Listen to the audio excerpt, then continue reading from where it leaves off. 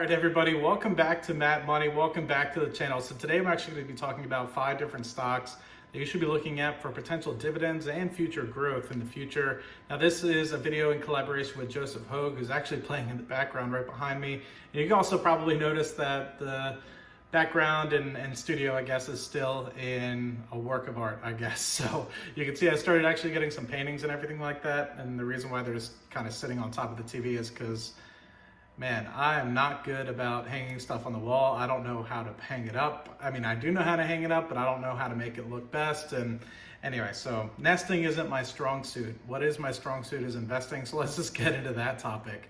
Now, first and foremost, Joseph talked about a great stock that is a medical property trust.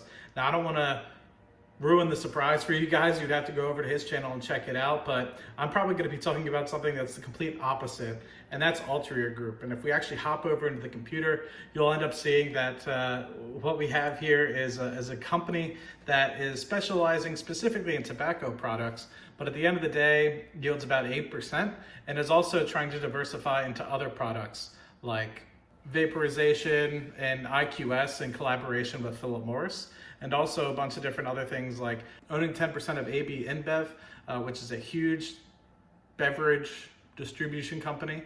And for those of you guys that also don't know, Altria Group also has a huge wine distribution business as well. And they're also trying to basically get their foothold in the MJ sector. So if you guys are very much interested in that, that is something that you could potentially look at. For those of you guys that are interested actually in the dividend, while it yields an 8% dividend now, you can see that it's actually almost doubled over the past 10 years, from just under 40 cents to now being over 85 cents, which is actually now at 86 cents here. So pretty impressive dividend growth over the past 10 years. It's something that you should probably look into in terms of a potential dividend stock that you might be interested in. Looking at it specifically from a payout ratio perspective, it might show up as it's dangerous, especially if you're looking at it and track your dividends like I am here. And that's just based on the fact that they've written off a lot of assets with respect to their acquisition of Juul and Kronos, which is obviously a vape company and an MJ company respectively. So that being said, it's going to look like on basically the bottom line numbers in terms of net income that it's not going to be able to pay that dividend. However, if you actually look at the cash flow and the cash flow statement itself, it'll look like it's actually perfectly 100% fine. And that's why I feel comfortable owning the stock. It's actually my biggest dividend payer, I believe, with I think I end up getting about $1,600 a year, if not more, from this particular company. So I personally am a long-term believer in it. I think it's a great value right now, sitting at just over $42, I believe, and I think it has a great way to go. You might also see that it's basically been channeling downwards over the past couple of years. I think that has a lot to do with the write-downs that it's been incurring over the past couple of years. And I believe that now that those write-downs are almost complete or fully complete now, that the company will jump out of that channel and go upwards from here on out. Now, the next company that Joseph talked about was a real estate investment trust again. So he talked about 2 real estate investment trusts, and this particular real estate investment trust is different from what he's talking about. He's talking about a mall real estate investment trust similar to Simon Property Group, although not necessarily as large and as extensive in terms of a portfolio size of SPG, but talking a little bit more about higher quality assets that SPG doesn't necessarily have. So it was a really cool, interesting stock that I never actually heard of before, and I'm a huge proponent of real estate investment trusts myself.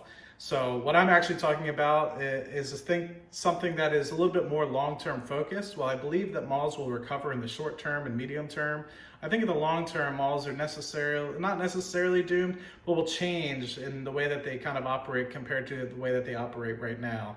And so what I more so am focusing on is a long-term industrial warehouse sort of real estate investment trusts that are growing at double-digit growths every single year.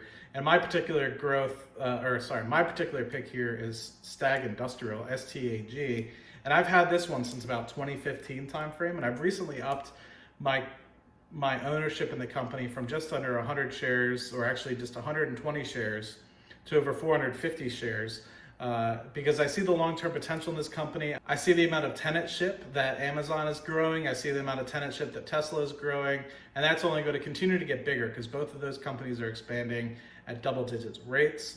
So yes, looking specifically at the cash flow statement here, you can see that the cash flow from operations is expanding massively every single year by 10 to 15% easily every single year. And that's money that goes directly back into the shareholder's pocket. So if you think about it, it went from $160 million just in fiscal year 2017 to over $233 million in fiscal year 19. And the trailing 12 months, it's $282 million that's being able to go. This is a 5% yielding company, so just under 5%, 4.95%, pays 12 cents per month. And I think overall, it's a phenomenal company that you can own just for $30 a share. I think it easily could go into the mid 30s from here, which is about a 10 to 15% growth from right now. Inclusive of a 5% yield would look like about almost a 15 to 20% return in the next couple months. So I don't necessarily think that this is a bad choice for someone like yourself that is potentially looking into growing something that is going to continue to be largely used going into the future, with things going more into warehouses than they are necessarily in brick and mortar stores like they would be potentially from a mall REIT. So like I said, mall REITs I think is a great turnaround play, especially the fact that a lot of them have been hit and some of them are already recovered rather substantially over the past several months. But I think that if you're looking long-term, 10 years plus, I think that this is a great opportunity for you to get in a company that is going to continue to be essential in the future. Now, what I also want to touch on specifically is the growth that we're seeing in the rent coming from specifically the Chicago market from Stag Industrial, and this is something you can find in their earnings report. And you can see that just from the price per square foot that they're basically getting from the real warehouse every single year has gone from about $5 over $6, close to $6.50. Now that's almost close to 30% over the past 10 years of growth. Now think about it in, say, the realty incomes of the world and things of that nature. You're seeing maybe 2 to 3% growth over the course of a year or two. This is seen just over 30% over the course of 6-7 years. So it's a little bit outpacing the realty incomes of the world. And I think that you can see that the availability of some of these facilities is continuing to go down. If you look at the graphic on the upper right-hand corner, specifically talking about those big blue bars that you're seeing going from about a 13% availability in the course of 2012 down all the way to close to 6-7% as you go over left and to the right on the graphic here. So I think in the long term that this is going to continue to be a problem, especially as you see the Amazons of the world and the like continuing to grow at the pace that they have been growing. Now, what I want to touch on briefly is the dividend here that you're seeing. It's not necessarily as large of a dividend grower, but what you can see is in the left-hand side of this graphic that it was paying about 30 cents a dividend, but that was on a quarterly basis. They've now switched to a monthly dividend paying basis. So it looks as though there was a dividend cut. That is inaccurate. It has never cut the dividend, but it is rather switched from a quarterly paying company to a monthly paying company, similar to Realty Income. Now, another company I want to talk about is a utilities company. Joseph brought up a company that is more in the renewable side of things. I necessarily want to talk more about water and how that potentially can be a great utility going forward. Everybody is going to need to pay for water, whether that's going to their apartments, whether it's going to their businesses. And so somebody has to pay the water bill every single month. And that's something that's not going to go away. So the company that I'm investing in is Essential Utilities, which is WTRG. It actually used to be called Aqua America, which was specifically focused on water utilities. It has now transitioned to being more than specifically water, but I think water is the foothold that this company has really built their company on as a whole, and has been blowing up in terms of share price as of late, and it only pays a 2% dividend yield, but that dividend yield has been exploding every single year that I've owned it. I think I've owned this starting back in 2014, but I've continued to grow the position over time, although I wish I grew this position a lot larger because the share price has gone up 150% over the course of the time I've since started investing in it. But at the end of the day, if you look specifically at the growth when it was previously Aqua America, it has since now trading under WTRG. It used to trade on WTR. The 1-year dividend growth rate was over 7%. 3-year annualized growth rate was over 22%, and over the past 10 years, it was over 100% year over year. So that being said, it has continued to grow this dividend, and just a 2% dividend, if you think about it, continuing to grow at a 6-7% rate, like it has seen over the past couple of years, and it has actually seen faster rate than that over the past couple of years. you'll end up with 4-5% yield on cost in just a matter of a couple of years. And this isn't a company that's going to go away. Essential utilities, or water companies, as you might want to call them, are not going away. They're going to be essential. People are going to still need to have their residential water and their commercial water back to their places of business where they live, just so they can take things as showers, cook, clean, do whatever they need to do to be able to live on a day-to-day basis. So that's not going anywhere. And I think that this is a potentially a great company that you can invest in that is going to be around for the long term. Now, looking specifically at the dividend growth here, as I mentioned, it has a really good dividend growth. What I want to highlight specifically is from the past 8 years, you can see that the dividend was about 13 cents, and it has now since grown to 26 cents. And that just being said, that's 100% return, or 100% growth rather, over the past 8 years. So that being said, looks pretty good in terms of being able to grow that dividend every single year. You can see every 3 to 4 quarters, it's upping that dividend every single quarter. So I think that that is a great company that you can invest in for the long term. For those of you guys that are interested in knowing what guest tracker I'm using to be able to expand that, that's called trackyourdividends.com. If you're interested in having graphics like that to be able to research your stocks and see those dividend growth charts very simply like I'm showing there, feel free to check out the link in the description and trackyourdividends.com. But it is 100% free. There is a free trial as well. There's a free version and a free trial. And if you do end up signing up for the premium version, I do receive a small commission for that. So the next company I also want to talk about is also a utility, is a potential alternative to if you don't want to invest essentially into essential utilities, which is a play on words if you didn't see it. But Southern Company is a great company as well. I think that they have a lot of upward potential. Currently they're yielding just over 4%. They don't grow the dividend as quick as essential utilities, but I do think that there's some upside potential in the fact that they're about to finish one of their nuclear plants. You can see that they're getting pretty close. They're almost at 90% and just about a year away or so in terms of being able to get this bad boy started up. So I think that they're actually going to be able to get this next unit started up, I think, at the end of next year, so the end of 2021. And that should be able to yield an additional stream of income coming into the portfolio. So you can see that they're kind of showing the distribution of how quick they might be able to go and what might be impacted, obviously, due to the beer virus, as we might call it. So also looking specifically at the dividend growth here, you can see that essential utilities is growing the dividend, but not nearly as quick as essential utilities. Grew the dividend from about 45 cents 45 cents back in 2010 to about 64 cents now. So about a 50% increase over the course of 10 years. So you can't scoff at that. That is about 2 to 4% every single year. Probably keeping up with inflation, but not necessarily something that you can, I guess, write home to. Normally, when you're looking at some of these companies, you might be looking for an ultra group or an essential utilities where they're being able to grow it at 8 to 10% rate, if not more, to be able to outpace inflation. Now, if you want a company that's steady like this one, I think that Southern Company is a great company to add to your portfolio, especially if you can buy on the dips. But like right now, it is kind of overpriced with respect to the fact that it's run up. I was buying it more so back in the March-April timeframe when it did dip. Now it is kind of come back to its all-time high. So it is a little bit pricey. But if you want that consistent dividend, you want it to keep up with inflation, you want over 4% dividend yield, and you want to park it somewhere that is going to be regulated for the long term, Southern Company is a great company that you might be able to buy into. Now, Joseph Hogue talked a lot about a regional bank that is coming out of the Midwest that he thinks that is going to be able to return double-digit returns over the course of the next couple of years. So I personally am going for more of a speculative, out-of-favor play like Wells Fargo. While they have recently cut the dividend by about 80%, I think that it's unfairly cut based off the fact that the Fed has basically instructed rules that they aren't allowed to expand their balance sheet above $1.95 trillion.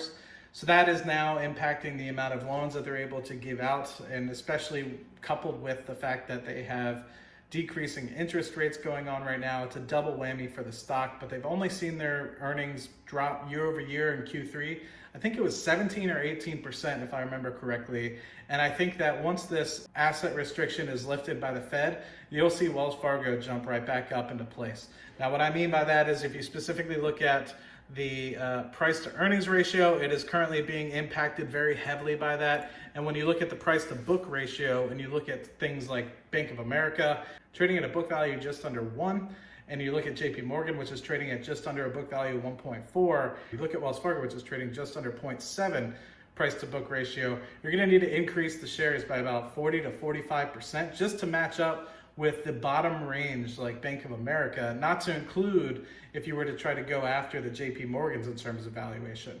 No, I do believe JP Morgan is the most premier bank that you can have, but that shows up in the share price at the moment. It's trading at $122 compared to the $140 that it was before the pandemic. So that being said, it's within 20% of all-time highs, whereas Wells Fargo is still trading between 45 to 50% down since its all-time highs recently.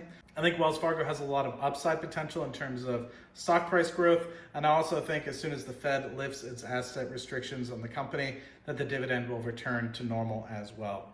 So also wanted to share a special stock. It's not necessarily a stock, an individual stock that you would have. It doesn't compare to anything that's on Joseph's list, but what we do have is 2 ETFs here, one of which I actually currently have shares in, and another one that I might actually switch to, because this is kind of a better alternative, I think, in my opinion. Now I'm gonna talk a little bit about both of them and see which one you think. So if you guys aren't familiar with my boy GW from GW Life TV, he talks a lot about ETFs, and he kind of got me on this ETF called QYLD, which is a NASDAQ 100, which I'm a huge fan of the NASDAQ 100, but it's a NASDAQ 100 covered call fund. And what it does is it writes covered calls on the index. So first trading day of the month, the last trading day of the month, kind of looks at specifically how that index has kind of performed, and it yields out about 1% every single month. So 0.8 to 1% every single month. So it gives a pretty decent yield if you were to look at it that way. Trading currently at about $22.50. But you can see specifically that, I'm kind of jumping ahead here, but you can see specifically that the income kind of jumps around a good bit based off of what the 1% mark is in that particular month. So you can see it's trading at a trailing yield of about 11%, 2.48% yearly annual payment at the moment, $22.68. But you can see that the payments range anywhere between 15 to 20 cents every single month. Sometimes it jumps up to the 23 cents a month mark. And the one problem that I have with QLD is if you look at the previous history of it over the past 5 to 10 years, you do see that the stock price is going down and to the right, where the NASDAQ 100 is continuing to go up and to the right. So that kind of concerns me with respect to the fact that you have an underlying index that is continuing to go down and to the right while it's yielding about 1% every single month. You have a great ETF like JEPI, which is JP Morgan Premium Income ETF, that is trading approximately about the same. Now, it didn't used to yield about the same. I remember it started back in the May-June timeframe, and it was claiming to yield about 5%, and it slowly stepped that up through time. Now, what you can see is that it's a little bit different in terms of the underlying index that it's trading on. I think that this is trading on S&P 500 rather than the NASDAQ 100, but it also trades differently. I think it trades on the individual stocks themselves rather than the index. So GW will be able to tell you a lot better than I can, but I think that this is a great ETF that I might actually switch my ETF shares from QYLD to JEPI. One, for the growth of the underlying continuing to go up and to the right during this pandemic. And you also notice that the yield over time, if you were to be paying attention to it, has gone up and to the right as well. It has almost gone from a 5% yield to a 10% yield. So you can't complain on that particular amount of growth that you're kind of seeing on here, where if you were to look on Track Your Dividends, it is a new fund, so you don't really see it kind of come through as of yet. But I anticipate as you continue to get a track record for this company in this ETF specifically, you'll start to see some of that kind of come through. Now, Joseph doesn't necessarily talk about any ETFs like that, and I respect the fact that they can be somewhat speculative, so keep that in mind. Joseph did really talk well about a regional bank, a medical real estate investment trust, a mall real estate investment trust, a utility, and an energy company. The energy company I wanted to talk about, well, I'll just hold it off for another video. I didn't want to go more than 5, and I really wanted to throw QYLD and JEPI in there. But if you guys are more interested in that, make sure to hop over to GW's channel. And if you are curious about the 5 stocks that Joseph is talking about, that's the guy right above my upper right-hand shoulder. And if you are curious about the 5 companies that Joseph Hogue is talking about, the guy that's over my right-hand shoulder this entire video, feel free to check out his video where he's talking about 5 good companies for 2021 to invest in for dividend and cash flow income. And that link will be in the description below as well. So, all right, guys, I'm going to take a moment, edit this video, and I'll see you guys in the next one. Cheers.